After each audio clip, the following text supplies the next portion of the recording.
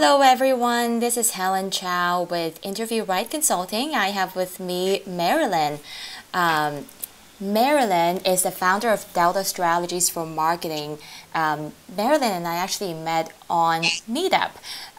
She came to one of my Meetup events that talks about career, and Marilyn talked about her expertise, which is resume and professional marketing. So Marilyn, would you mind telling us a little bit about your service and what inspired you to do what you do? Fine, and thank you, Helen. You are so venturesome, and I'm glad to be here with you. And I love marketing. I am a marketer. I'm a market communication specialist. And who would guess that resumes are just about a perfect way to apply everything that everybody knows about marketing communication. So I do view a resume as a person's marketing communication and apply a lot of the kinds of things that big branders use that make them so successful.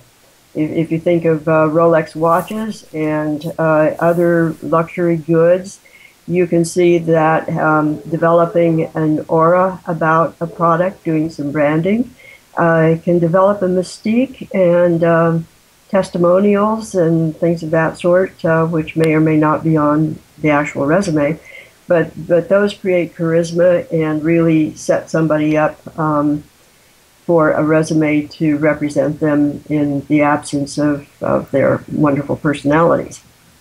So I write resumes a lot. I see a lot of really terrible resumes. I feel really sad that people are leaving a lot of their best advantages on the table, you might say.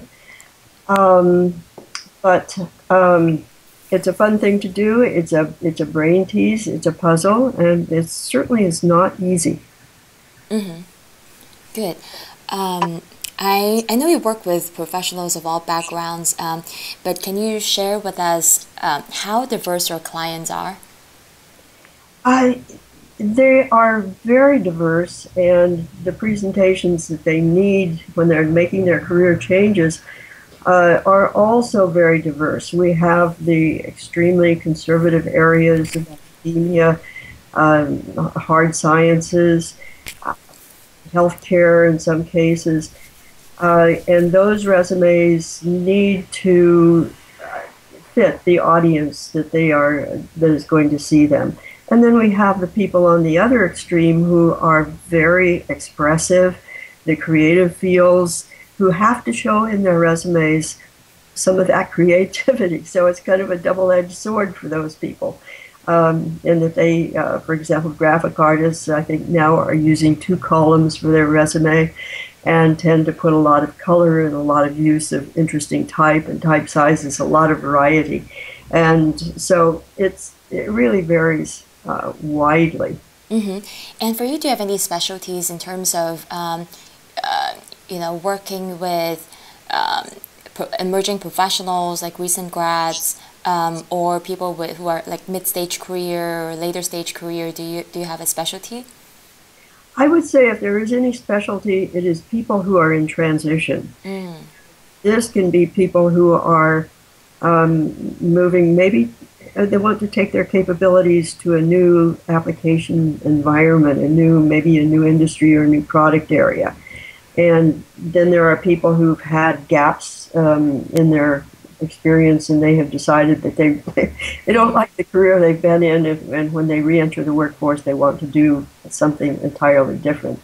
And then there are the people who are in emerging careers and graduates, and certainly a new certification, a new degree puts them on a new plateau with new targets.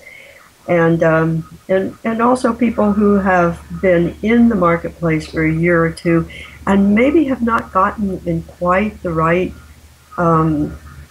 job area for them or the right career positioning, and they are realizing that and want to get back to what they wanted to do when they set out to get their education and plan their careers. Mm-hmm. Good. Now this is a good segue then. How do you, begin to speak with their client, how do you go about architecting someone's resume that has such diverse background, or there's a gap, not just in time, but also in skill set? What is that creative process like? There are some ways to approach that, and really a lot of people are absolutely stymied. They just don't kind of know where to begin. My impression is that people who need to update their resume and get themselves into the job market again tend to get out their past resume, look at some job postings, maybe get out their calendars and look at maybe some performance reviews. Those are the kinds of resources that are readily at hand. And that really is not, that those are okay to do, but that really is just a place to sort of dust things off. And then the next thing a person has to do is really understand that if they're targeting a new opportunity, they need to settle on some kind of job category. Because a job category will then allow them to go to the postings of that category and will allow them then to understand the keywords and what the employers are needing. And that really is their best guide to what their resume has to be reshaped to do. And I do emphasize reshaping. I encourage people to go through quite a lot of analysis of those job postings and then go back over their past experiences and really re-express or recast the past so that they are using terminologies to describe even their past positions that is current technology. As you know, in the fields of communication, social media, new media, technology, everything is changing rapidly. So even experiences that were 5 years ago can benefit from redescribing those in ways that are more up to date. One of the really sad things I see is when people have the impression that all they have to do for their resume is just layer on their most recent position. And that is sad because there is so much more that they could do, and they really need to look forward, develop a resume that is a very, very close fit to the target. And I know, Helen, you as a recruiter, working for your clients, have a specification. I think you have a reputation from what I've heard of finding exactly the right person for the spot that your client is hiring you to do. And the only way that people can really compete to get past your screening, say, would be to develop a resume that is very closely targeted and very closely matches the postings that they see. Good. So say, for example, if an emerging professional comes to you and say, I want to be a marketing automations person, and the latest marketing automation would be like the Marketo, the Eloqua. Now, knowing that they might not have that experience because they just get out of school, will you recommend them to get certain certifications before they work on the resume, or how do you go about providing that counseling?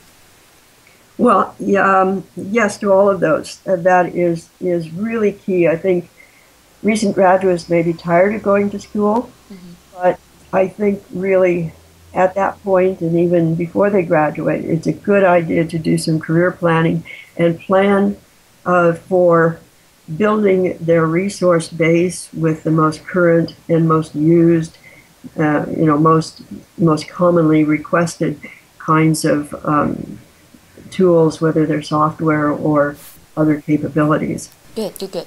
Now, this is a different layer of question or different angle, especially when it comes to people who hasn't had a lot of jobs under their belts. When you consult with their clients, do you see yourself having to debunk some of their misconceptions they may have about resume writing?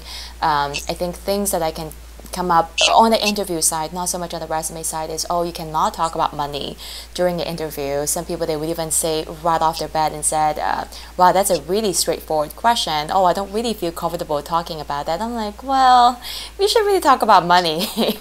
So in your industry, is there any misconceptions you see yourself debunking a lot? With recent graduates, I really think that they do have a challenge because they don't have that experience.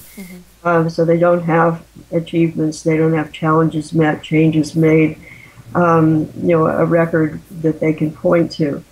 So I have done a lot of resumes for people recently graduated. Hopefully they've had an internship. If not, they should go get one or two. And across people who are in transition, who've had a lot of experience, and people who have just recently graduated or very early in their careers, we look at achievement, because somebody who is coming in as a new person, whether they're going into a management training program or into an internship or a temporary position that has some potential for long range, they need to show evidence that they can accomplish things. So we do look into their almost to their childhood, not quite, but we can look at sports teams, we can look at leadership positions they've had in school, projects that they've initiated, even associated with their coursework in college.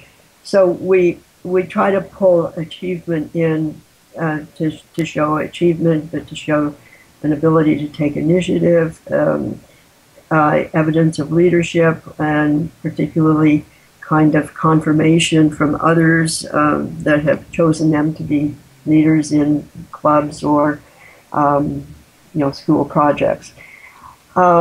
Debunking, sometimes they put too much on their resumes, and I think the advice I would give to people is to be sure to look at the job postings that they are targeting and stay relevant to those. And certain hobbies should come off. Sometimes extensive travel and living in other countries can be relevant. It shows breadth. But they need to really screen, I think, carefully to understand, is that experience relevant? Does it show something about them that will be of interest to an employer? Good. So I think you touched upon a spectrum of emerging professionals where they might not have extensive experience now. So for me personally, by the time I was maybe like 23 years old, about getting ready to get out of school, I had maybe 5-6 jobs under my belt. I had a really long internship at Schwab where I wore multiple hats. I had been a teacher, had been a live-in nanny, had been a waitress. So I think there's also a group of professionals like me who supported themselves through school, had a lot of different, just a wide variety of jobs. Now, someone who present that sort of information to you. What advice do you have for someone like that as they organize their career, as they organize their resume? What would you tell them to do? One of the things I like to do on a resume is pay a lot of attention to the visual layout of it. And I often divide a resume into sections. So in your case, with the Schwab experience, which is a well-known, well-established, very successful business, I would encourage you to give a lot of space to Schwab on your resume. And even though Schwab is a huge company, you probably didn't work for the whole company, you probably worked for a unit of it. So before you go into describing or making some of the bullet points, about Schwab, I would encourage you to put a little 2 lines about Schwab, what function you were working on there, and kind of what Schwab was attempting to do at that time, or what you were a part of. The reader of your resume just needs that kind of context. And then you would continue with some bullet points. Now, in your case, you said you had multiple hats there and maybe 2 or 3 different kinds of, you might say, job titles or internship titles. You would probably include those. You might have a description and bullet points under each. Or you might combine any jobs or hats and then just put, 4 to 6 bullet points, no more. With the other positions that you had that were less, business-like, being a nanny, being a waitress, working in a retail store, I'm not sure you did that, but whatever you might have done that would be general entry level, not considered business career, professional career, I would lump those into another section just called something like short-term positions while working toward degree, or something of that sort, which identifies those as the kinds of jobs that college students do. Now, people, they finish what they have to finish while they're in school. Now, imagine if they graduate to consult, they still have 1 more year in school. If, they have a chance to rewind back a year, what advice would you give them between now and their graduation when it comes to building out their career? Well, internships, volunteer kinds of things that would be related to their area of interest, going to some professional association meetings, and then planning ahead to get some of those certifications, or short courses, for example, on project management, that might give evidence that they really are serious about preparing for their careers. That's pretty much all the questions I have. Anything you would like to add, or actually better yet, would you mind telling us a little bit more about, I know you described your service at the beginning, but if people want to use your service or want to reach out to you, how do they go about doing that? Well, they can always go to my company website, and that is deltastrategies.com.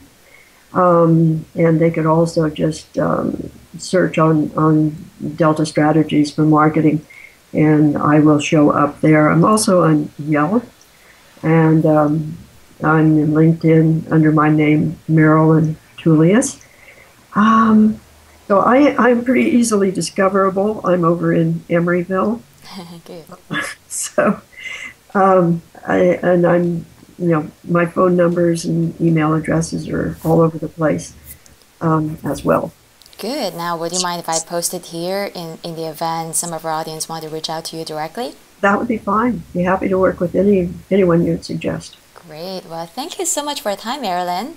You're welcome. Great. I'll talk to you again soon. Thank you.